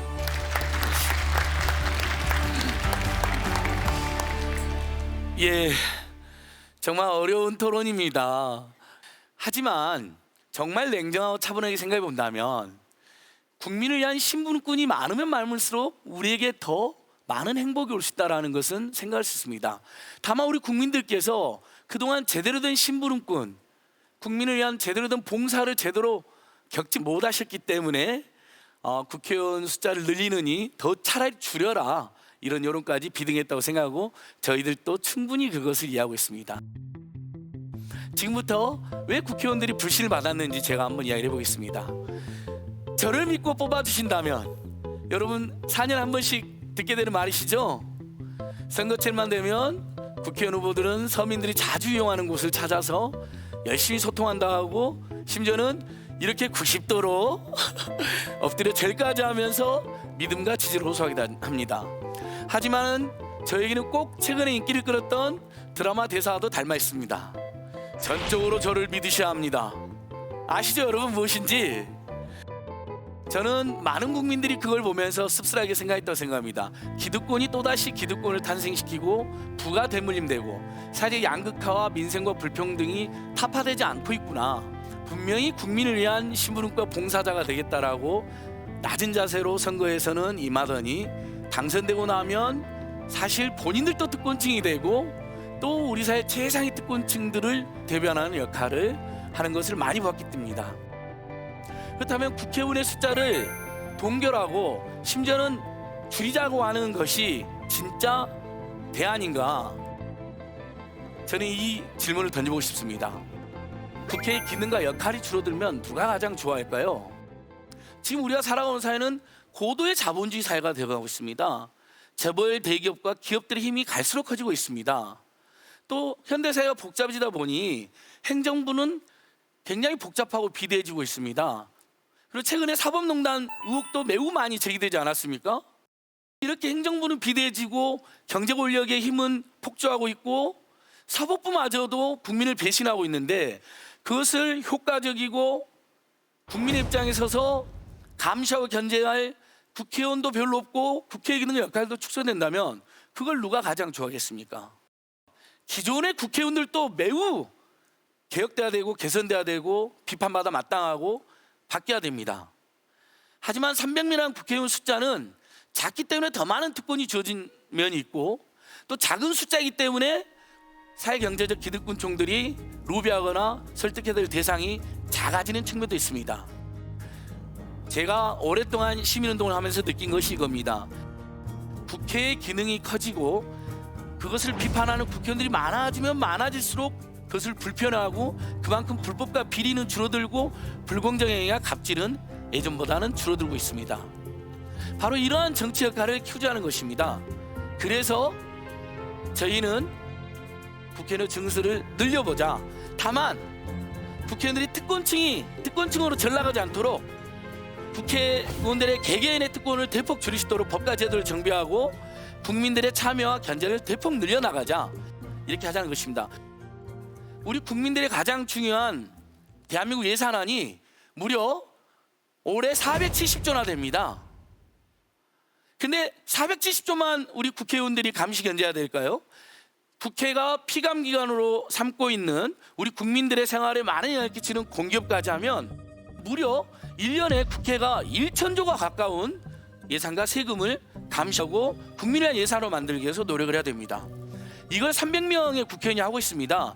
470조 예산만 해도 1인당 1.6조 가까운 돈을 감시 견제해야 되고 1,000조로 하면 무려 1인당 3.3조나 되는 돈을 감시해야 되고 견제해야 되고 또 그것이 국민을 위한 좋은 예산으로 쓰여야 된다고 의견을 내야 됩니다.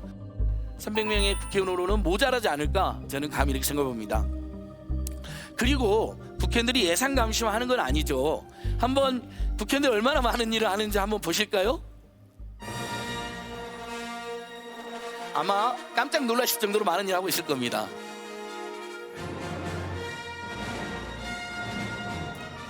예, 정말 많은 일이 갑자기 지나갔죠. 법을 만들고 예산안을 심사하고 또 각종 피감기관을 감시 견제하는 것 외에도 국민의 입장을 대변하기 위해서 온갖 청원과 민원도 심사해야 되고 그 다음에 아까 말씀드린 계속해서 행정부와 사법부와 또 다른 사회 권력을 감시하는 일들을 계속하고 있는 것입니다. 비록 그것들을 지금 제대로 하지 못하고 있다는 비판을 받고 있지만 엄밀하게 말하면 지금 300명으로는 그런 역할을 제대로 할 수가 없습니다.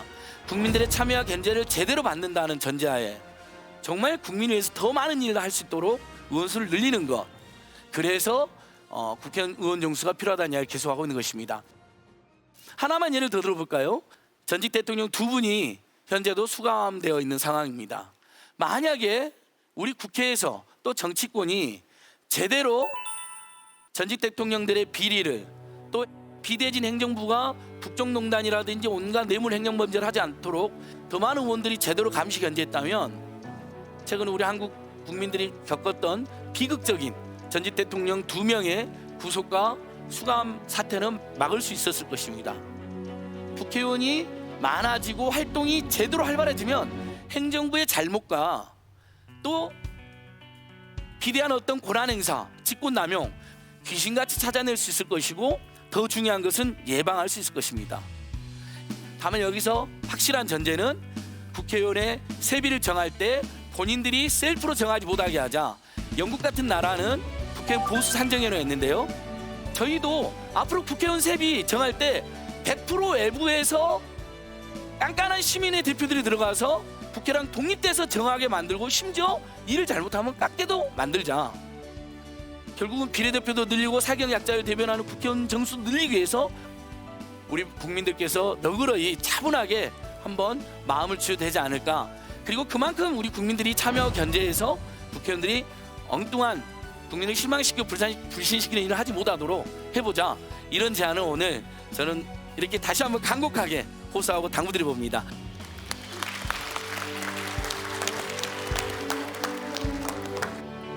이제부터 시민의회 하이라이트인 분임토의가 진행됩니다.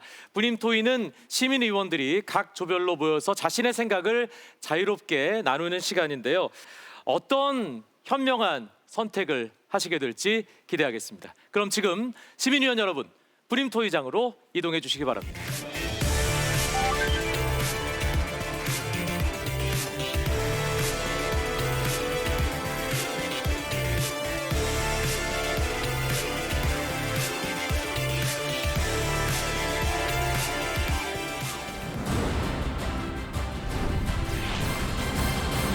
지금 분임토의장에서는 오늘의 의제인 세비 증액 없는 국회의원 수 증가에 대해 열띤 의견 교환이 이루어지고 있습니다. 그렇다면 앞서 조사했던 2차 선택 결과는 어땠을까요? 지금 공개합니다.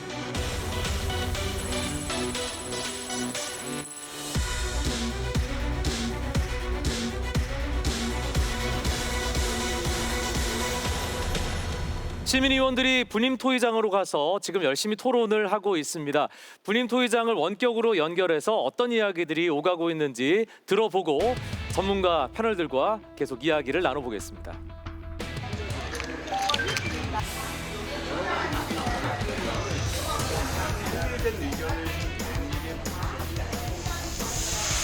안녕하세요. 저는 전라도 광주에서 어제 올라온 저는 이나라라고 합니다. 네, 안녕하십니까. 저는 울산에서 올라온 이상기라고 합니다. 네, 반갑습니다. 저는 대전에서 온 나이 33살 김효수입니다. 네, 안녕하세요. 저는 충북 진천에서 온 김미언이라고 합니다. 제가 작년까지는 교직에 있다가 가정주부로 쉬고 있습니다. 제주도에서 온 강인범이라고 합니다. 직업은 청소년 지도사라는 직업을 하고 있고요. 부산에서 온 아이들에게 꿈을 전해주고 싶은 제 임용고시 준비생 27살 유바울이라고 합니다. 지금 앞에 전문가들 이야기 들으셨잖아요. 그래서 그것에 대해서 상호 자신의 생각을 나누고 또 다른 사람의 생각을 들음으로 인해서 조금 자신이 어떻게 생각하는지를 좀 더 깊게 생각하고 정해지는 과정이라고 생각을 하시면 돼요. 이제는 시대가 많이 변했고 생활 패턴 자체가 많이 달라졌어요. 그래서 그만큼 요구 사항이 더 많다고 생각해요. 그래서 그 한 사람 한 사람 목소리를 들어주려면은 저는 국회의원이 더 있어야 된다고 생각해요. 그래야지 제 의견이 반영이 된다고 생각하고 일단 국회의원이 국민에게 받는 신뢰도가 최꼴찌입니다. 1%로 들었습니다. 1%의 신뢰를 받는 사람을 과연 추구할 필요가 있을까요? 처음에 풀뿌리 민주주의 해갖고 구의원, 도의원 이렇게 뽑았잖아요. 그 사람들은 처음에는 월급 안 받았어요. 근데 세월 흘리니까 월급 받더라고요. 그러니까 그걸로 봐서는 이게 뭐 세비가 없이 늙은다고 하는 거는 그건 허위다 이렇게 생각을 하는 사람이에요. 지금 저희가 한 30-40년 전과 지금 시대를 비교하면은 지금 법안들이 굉장히 많습니다. 비교해 보면. 근데 지금 있는 국회의원들조차도 그걸 못 처리하고 제대로 못 살피는데 저는 좀 더 늘린다 그러면은 좀 더 살피지 않겠나라는 생각이 들고요. 저는 제가 제주도라서 제주도가 지금 66만 7천 명이 살고 있습니다. 그중에 국회의원이 지금 3명이에요. 적은 것 같아요. 제가 볼 때 국회의원 수가. 늘어나면 좋을 것 같아요. 세비 증액 없이 국회의원 수가 증가를 한다라고 했었을 때 또 한편으로 좀 걱정되는 것 중에 하나는 보좌관들이나 이제 그 같이 딸려 있는 사람들의 월급이 줄어들지 않을까. 그러니까 국회의원들의 월급은 줄어들지 않는 대신에 좀 다른 부분들이 좀 더 줄어들지 않을까라는 그런 생각도 좀 걱정이 되긴 해요. 저희 원래 사법고시로 법조인을 뽑았었잖아요. 근데 이게 로스쿨 제도로 바뀌었습니다. 그 이유가 뭘까요? 그 소수에 의해서 사법 권력이 다 장악을 하고 있지 않았습니까? 하지만 이게 수가 많아질수록 본인들의 그 권력이 분산이 되지 않습니까? 저는 권력 분산 측면에서도 300명에 집중돼 있는 그 권력이 그 국회의원 수가 많아지면서 분산이 되고 또 그 분산된 권력은 각계각층의 다양한 시민들을 대표하기 때문에 저는 지금 있는 인원보다 2배로 더 늘려도 된다고 저는 생각합니다. 세비 증액이 되니 안 되니 모든 걸 국회의원이 결정하기 때문에 우리나라는 국회의원이 아니면 장관도 할 수가 없습니다. 그만큼 자기들이 가지고 있는 기득권이 탄탄하기 때문에 이걸 절대 깨지 않습니다. 비례대표를 늘리면 교섭단체가 되는 거예요. 그럼 지원을 받고 혜택이 더 많아져요.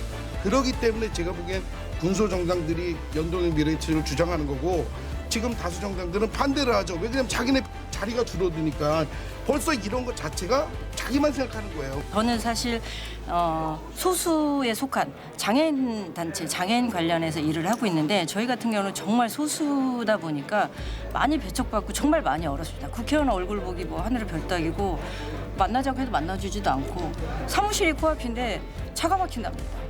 사무실에 있는 거 확인했는데 뭐 늘어난다고 해서 우리들의 소리를 잘 들을 것 같지는 않아요. 국민을 위해 일한다고 하는 것도 진짜 선거철에만 반짝이고 그 뒤로는 진짜 어딜 가서도 보기도 힘든 분들이 국회의원분들이라서 진짜 정말 국민을 위해 일을 한다면 그런 국민들이 진짜 사는 곳에 많이 군임 토의장을 원격으로 연결해서 시민의원들의 토론 모습을 지켜보셨는데 정말 다양한 의견들이 나오고 있습니다. 시민의원단에서 가장 많이 나온 이야기가 국회의원들에 대한 불신. 지금 국회의원들이 제대로 일을 하지 않고 있는데 수를 늘리는 게 말이 되느냐라는 어떤 그러니까 소프트웨어를 개혁해 왔으면 지금 국민들이 국회에 대해서 이렇게 불신을 가지고 욕을 하지 않을 것이고 그렇게 되면 의원 늘립시다. 이러면 이렇게 일을 잘하고 있는데 늘립시다 할 것입니다. 사실은. 근데 지금은 이렇게 일을 잘할 수 있다면 늘리겠습니다라는 거니까 늘리면 잘할 수 있습니다라고 하는 게 국민들이 불신할 수밖에 없는 거죠. 네, 시민의원들의 토론 내용들을 지켜보니까 국회에 대한 거부감 그리고 국회의원에 대한 그 거부감과 이 특권이라는 단어가 굉장히 밀접하게 연관이 되어 있다는 걸 느낄 수가 있었습니다. 이 국회의원의 특권이라는 게 구체적으로 어떤 건지 이준석 위원께서 좀 얘기해 주시겠어요? 국민들이 좀 체감할 수 있는 형태의 특권 폐지를 해보자 그래서 그 아예 보고서들 갖고 왔어요. 그랬더니 140 몇 개가 나오더라고요. 국회 특권이라고. 그런데 그중에 한 80개는 실제로 존재하지 않는 특권이고요. 가장 대표적으로 국민적으로 좀 오해하고 있는 부분 중에 하나가 하루만 해도 국회의원 하면 연금 받는다. 그렇죠. 그거 많이 물어보셨거든요. 근데 이거 이미 폐지된 지 거의 6년 지났어요. 이제 보면은. 근데 그 결과 폐지된 것들이 대부분인데도 불구하고 아직까지 전달되지 않았다는 거. 물론 정치권에서 홍보의 노력을 더 해야겠지만은 일반 국민들보다 수많이 갖고 있는 혜택들 그렇지 않습니까? 우리가 노동자인데 내 월급을 내가 정한다. 얼마나 특권입니까? 그리고 국회의원 수 자체를 늘리는 것 자체가 벌써 특권 내려놓기의 시작이라고 봅니다. 국회의원에 대한 불신이 높다. 저도 불신을 많이 합니다. 그렇지만 미워도 다시 한번 조건을 먼저 만들어주고 한번 일을 할 분위기를 만들어주고 그때도 못한다면 또 다른 액션을 취할 수 있겠죠. 그래서 먼저 믿고 한번 시작해보자. 들었던 의문 중에 하나는 왜 국회의원들을 스스로 국회의원들을 감시하는 기관이 없을까라는 그런 의문점이 항상 있었어요. 바깥에 있는 전문 기관이나 뭐 여러 가지 부분에서 좀 서로 감시를 할 수 있는 그런 기관들이 있다라면은 그래도 조금 더 우리가 잘못된 국회의원들의 바로 뭐 국민 소환을 한다든가 좀 그런 부분들에 좀 우리의 뜻을 좀 더 잘 반영할 수 있지 않을까라는 그런 생각을 좀 가지고 있습니다. 이를 국민들이 감독하고 감시하는 제도가 있었으면 좋겠어요. 상식 이하 행동하는 국회의원들 그런 사람들을 점수를 매겼으면 좋겠어요. 내 생각에는 1년이나 2년 정도 중간 체크를 해서 그런 사람들은 절대적으로 이제 재선을 못하게끔 국민들이 이렇게 감시 감독하고 67대 보시면 저희 국회의원이 175명이었습니다. 그때 과연 국회의원들의 역할이 지금처럼 어떤 뭐 인원이 없어서 역할을 못했을까요? 국회 권력을 일반 그 지방자치제는 주민 소환제라고 있습니다. 국민들이 소환할 수 있는 거. 부분적 개방형이나 기존의 폐쇄형이 아닌 새로운 방식을 통해서 국민들이 비례대표를 신뢰할 수 있게 된다면 그들이 주장하는 연동형 비례대표제든 권역별 비례대표제든 여러 가지 방식들이 국민들이 납득할 수 있고 수용할 수 있게 된다고 생각합니다. 국회의원도 변해야 되고 우리 국민도 변해야 됩니다. 지금까지는 국민들이 너무 그 국회의원을 따라가는 식으로 했었어요. 그러니까 앞으로는 좀 따라가지 말고 국민들이 정말 촛불에 민심 하는 것처럼 변화를 하면 됩니다. 최인호 의원님, 외부 감시 기능을 강화할 수 있는 걸 국회 입법을 통해서 할 수 있을지 현역 국회의원으로서 그 부분에 대한 생각을 좀 여쭙고 싶네요. 저는 대부분의 국회의원들은 나름 일을 열심히 한다고 봅니다. 그런데 국회의원들이 어디에 일을 열심히 하느냐? 지역구에 일을 열심히 하죠. 국회의원은 지역도 대표하지만 개청도 대표하고 국민도 전체 문제에 대해서도 대표를 해야 되는데 지금 자영업자들이 얼마나 어렵습니까? 자영업자들을 위한 늘 입법하고 또 현장에 가서 소통하고 이런 국회의원이 그렇게 많지를 않습니다. 저출산 고령화 문제 이게 심각한 문제 아닙니까? 과연 이 문제만 전념해서 오히려 가장 중요할 수 있는 이 문제를 해결하는 데 전념하는 국회의원 숫자가 적다면 우리 정치가 제대로 된 역할을 하지 못하겠죠. 이런 문제에 집중할 수 있는 국회의원들이 많으면 많을수록 국회가 생산적으로 민생에 집중하는구나 하는 그런 인식을 저는 충분히 심어줄 수 있기 때문에 그래서 비례대표석을 늘리는 것이 중요하다 이렇게 생각합니다. 단순하게 비례대표를 늘리는 것으로 어떤 특권을 조금 제한하고 감시를 강화하는 그런 게 가능할 거라고 보시는 건가요? 예. 그렇습니다. 예. 네, 오늘 주제가 주제니만큼 이렇게 국회를 질타하는 내용들이 많이 나와서 최 의원님께서도 조금 당황스러운 면도 있으실 것 같은데요. 보시면서 어떠셨는지. 네, 이 새벽같이 전국에서 오신 시민의원들이 정말 아주 성의껏 또 진솔하게 이렇게 자신들의 의견을 개진하고 또 다른 분들의 의견을 아주 깊이 경청하는 모습을 보면서 오늘의 이 토론을 거치고 나면 이 시민의원들의 집단 이성이 아주 잘 발휘될 것이다. 그런 기대가 큽니다. 사실은 제가 이렇게 그 수기 과정을 좀 지켜보면서 저렇게 저분들이 참 열성을 참여하시고 또 전문가 못지않은 의견들을 다 내시네요. 네. 이렇게 보니까 다들 얘기하고 그 의견을 다 경청하고 또 자기 의견을 또 개진하면서 그 결론 과정을 이렇게 도출해가는 과정을 보니까 저분들 좀 의회로 보내면 어떨까. 잘 될 것 같아요. 저렇게 열심히 다른 사람 그 경청하고. 그래서 여러분들이 저 두 개의 입장에 대해서 묻고 싶은 것.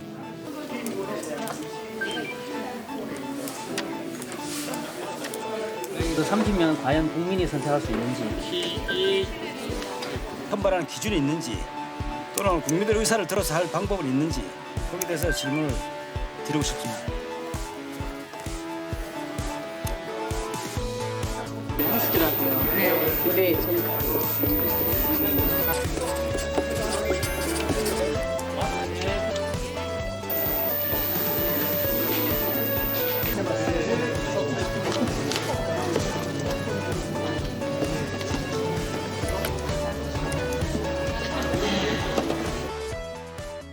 이제 전문가 패널들이 정말 긴장하셔야 될 시간입니다.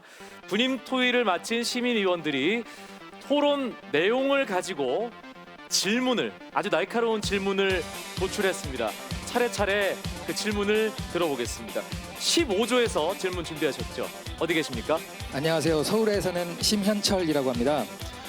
국회의원들이 세비를 결정하는 권한을 갖고 계신데 차후에 국회의원들이 임의로 세비를 증가시킬 가능성이 없는지, 있다면 뭐 이를 방지할 수 있는 방법이 있는지 궁금합니다. 진짜로 안 올리는 거 맞죠? 이상입니다. 네, 정말 우리 시민의원님들 치열합니다. 워낙 우리 국민들께서 국회의원들의 불신이 많으니까 의원 종수 늘려서 또 나중에 세비 올리면 어떻게 하냐라는 질문 저도 많이 들었거든요. 그런데 제가 말씀드린 것처럼 이제 국회를 무조건 의원들에게만 맡기자는 게 아니라 우리 국민들의 참여와 견제를 제도화하고 시스템화하자. 국회의원 전체에 대한 세비 예산을 심의를 국회의원에 맡기는 것들이 아니라 외부에 깐깐한 우리 시민의원님들 같은 시민 대표들이 들어가가지고 100% 이분들이 심의해서 올해나 내년까지는 동결. 심지어 최근에는 잘못도 많이 없고 실명을 많이 끼쳤기 때문에 일부 삭감. 이렇게 해도 결정할 수 있게 아예 결정 권한을 독립된 외부 기구에 맡기자는 것입니다. 그게 훨씬 공정하고 객관이고 투명할 것이고요. 그게 의원 세비만 그렇게 하면 되겠습니까? 국회 교섭단체 정원을 정하는 것, 그리고 회의 연수, 이거 끊임없이 문제되고 있지 않습니까? 이런 부분들도 역시 외부의 전문가들과 양심적 시민 대표들이 들어가서 심의하고 견제하고 심사까지 하다 보면 국회가 이제는 국민들 배신하고 싶어도 또 국민들 실망시키고 싶어도 그럴 수 없는 그런 국회로 만들자. 안녕하세요. 하남시에서 온 이현선입니다. 저는 국회의원 수를 증가하는 생각을 가진 의원님께 물어보고 싶은데요.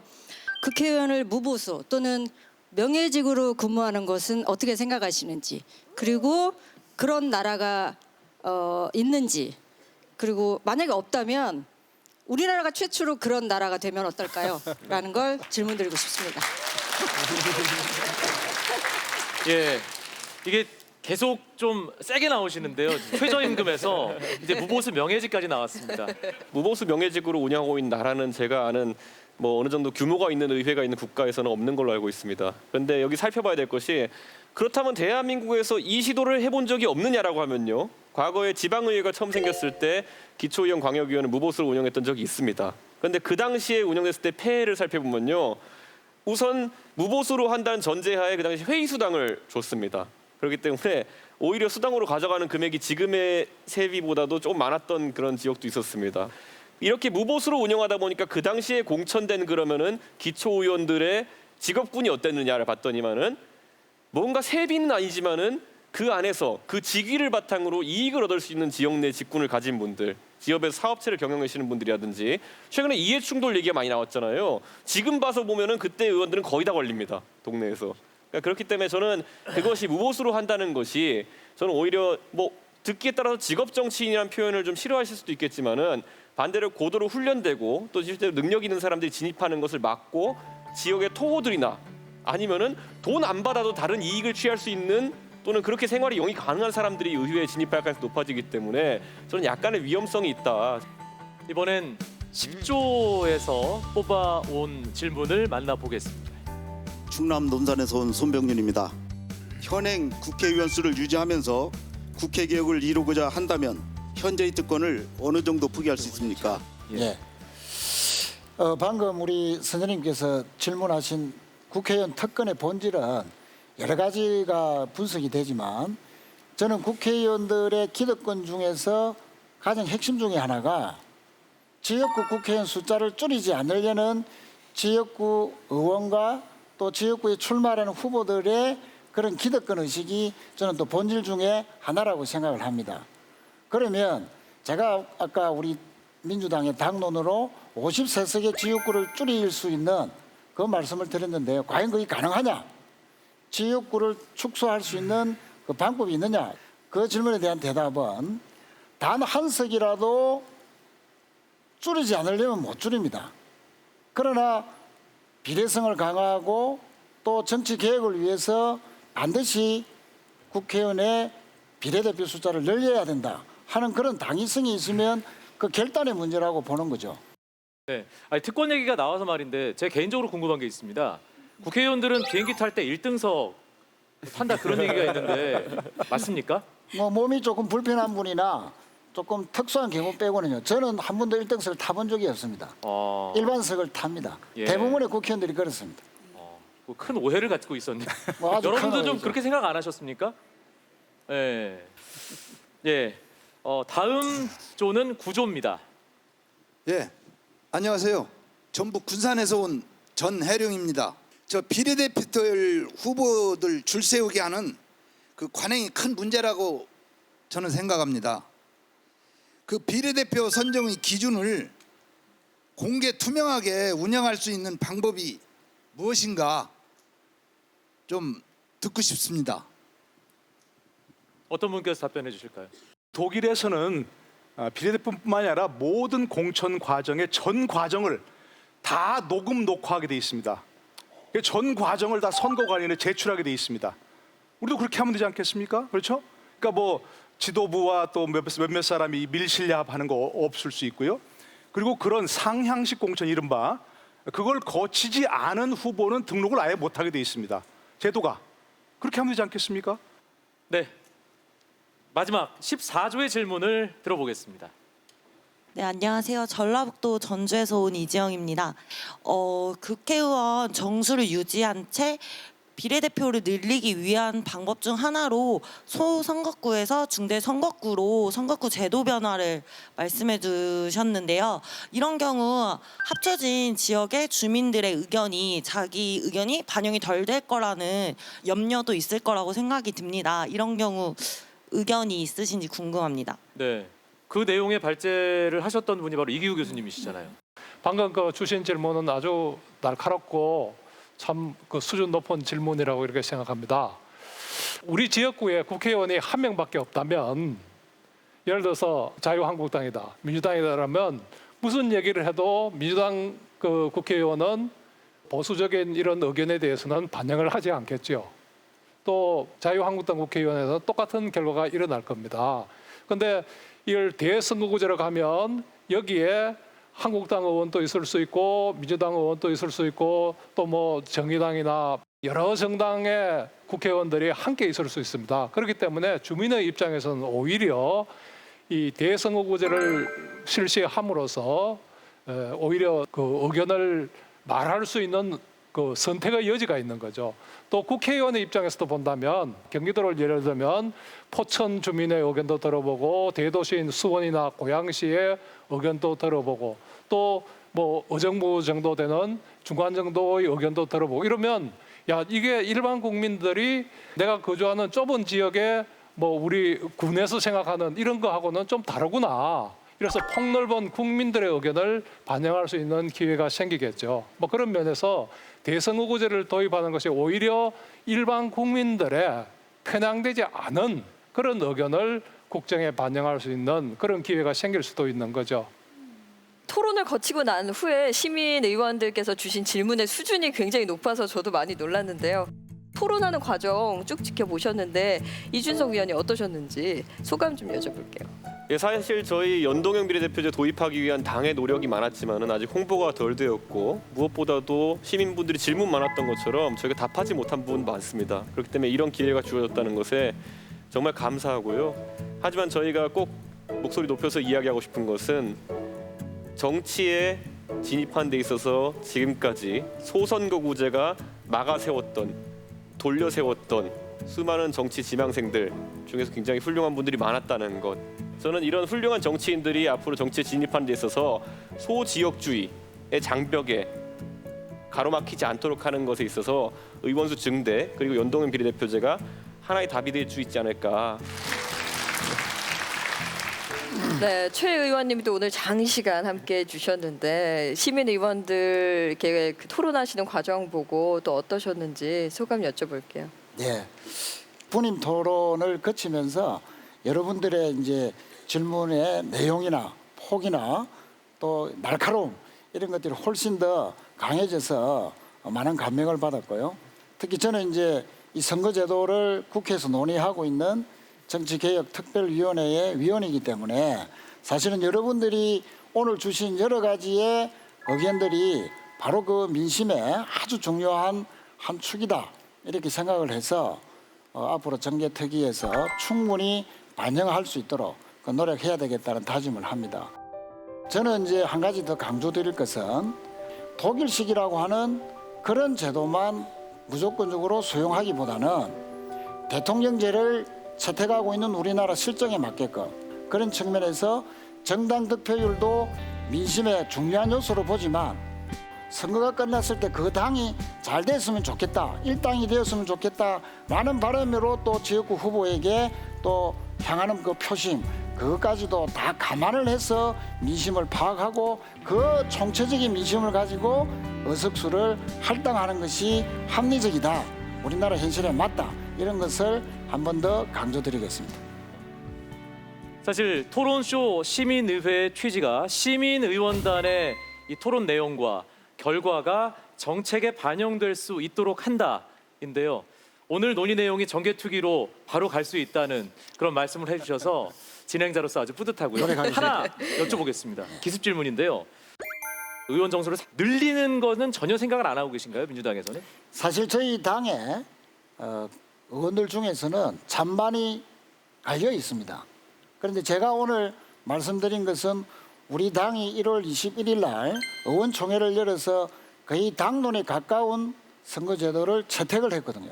그래서 오늘 말씀드린 것은 당론을 저희들이 대변했는데 또 의원님들 중에서는 현실적으로 일정한 숫자, 아까 국회 개혁이라든지 세비 정액이 없다든지 또 특권을 많이 내려놓는 그런 전제하에서 일정한 수의 또 증가는 불가피하다라고 생각하는 의원들도 있다는 말씀을 참고로 드리겠습니다. 네, 여지를 남기는 마지막 말씀이었습니다. 토론쇼 시민의회 여러분들의 마지막 선택에 도움이 되는 찬반 양측의 최후 변론을 듣겠습니다. 먼저 찬성 측 송문희 교수.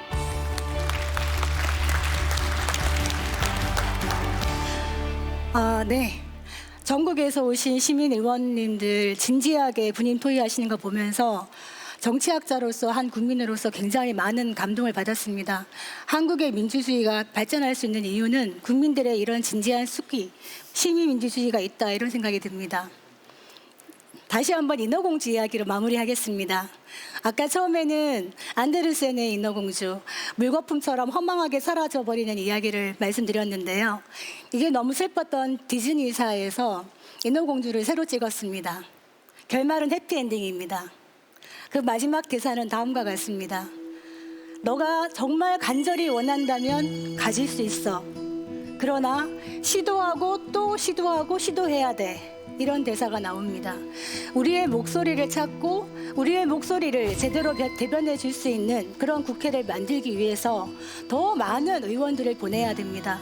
국회 불신 얘기하고 있는데요. 사회 갈등 지수가 굉장히 높은 나라가 우리나라입니다. 전 OECD 국가 중 2위이거든요. 사회 갈등 비용이 246조에 달합니다. 불신을 어떻게 해결하는가? 먼저 한번 믿어줍시다. 먼저 한번 믿어주고 제대로 일할 수 있는 분위기를 만들어주고 그래도 못하면 국민의 손으로 데리고 내려오면 됩니다. 잘 생각해 주시고 결정해 주시기 바랍니다. 감사합니다.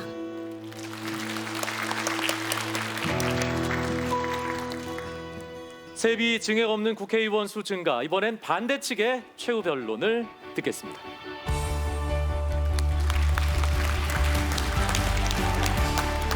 수기 과정을 제가 지켜보면서 정말 진지하게 이렇게 토론하시는 걸 보면서 여러분들 중에 100명을 뽑아서 비례대표를 늘리다, 여러분 찬성하고 싶은 생각이 들었습니다.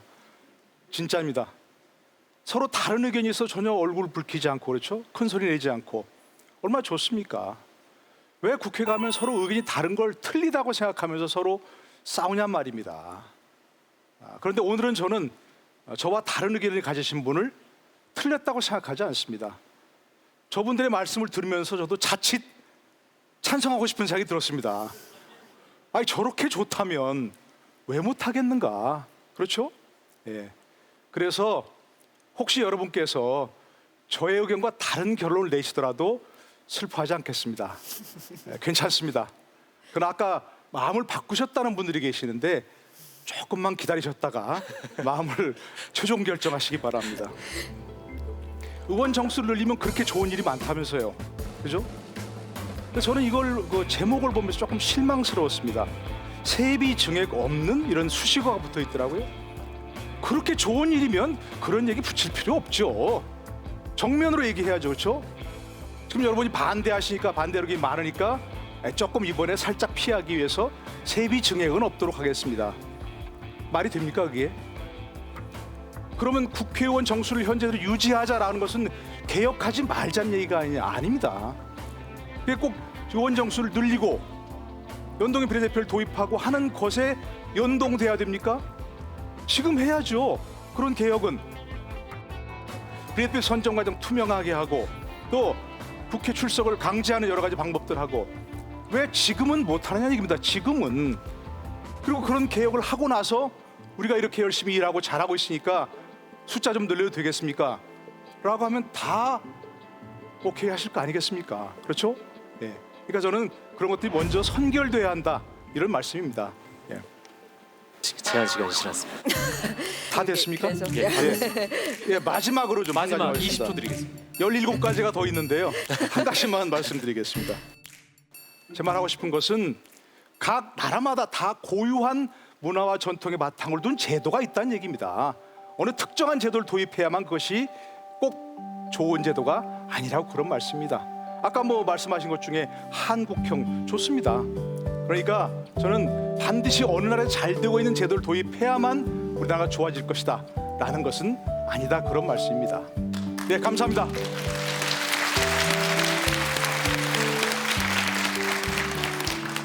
네, 시간을 넘겨가면서까지 열정적으로 최후 변론을 노동일 교수께서 해주셨습니다.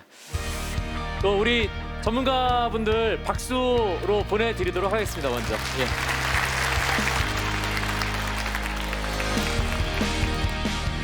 공공 갈등을 해결하는 보통 사람들의 특별한 선택 토론쇼 시민의회. 이제 시민의원 여러분의 마지막 선택만을 남겨두고 있습니다.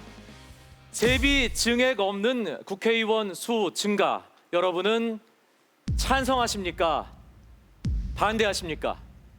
수기를 바탕으로 한 여러분의 최종 의견 지금 선택해 주십시오.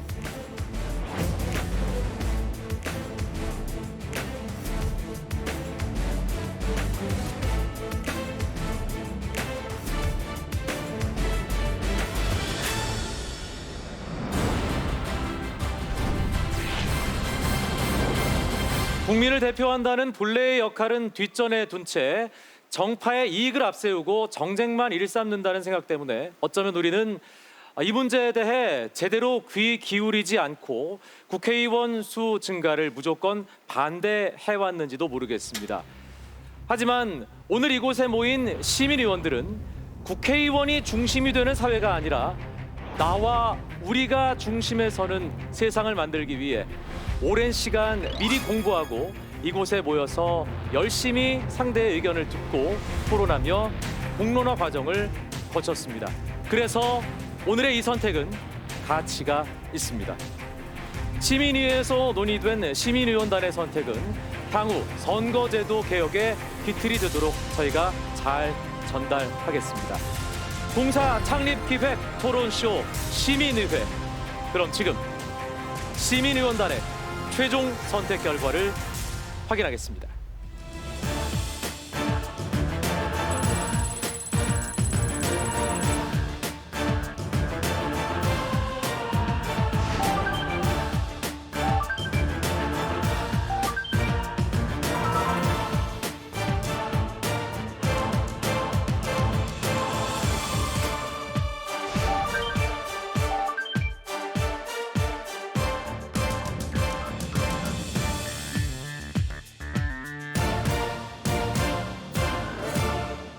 I'm still alive, but I'm barely breathing.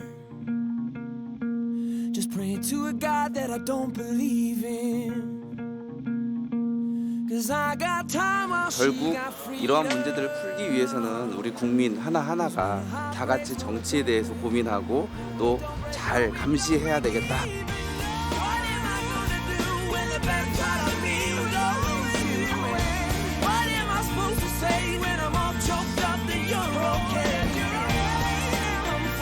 좀 더 나은 국회가 되었으면, 좀 더 나은 우리나라가 되었으면 생각하는 마음이 모두가 한결같다는 걸 느꼈어요. 저 또한 오늘 이 시간이 굉장히 뿌듯했던 것 같습니다.